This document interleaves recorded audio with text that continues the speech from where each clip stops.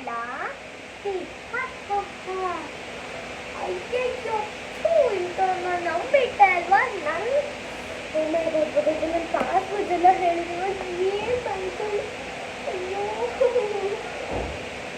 ನೋಡಿರೋ ಫ್ರೆಂಡ್ಸ್ ಏನಾಯಿತು ಅಂತ. ಸೊ ಇಂಥವನ್ನೆಲ್ಲ ಪ್ಲೀಸ್ ನಂಬೇಡಿ.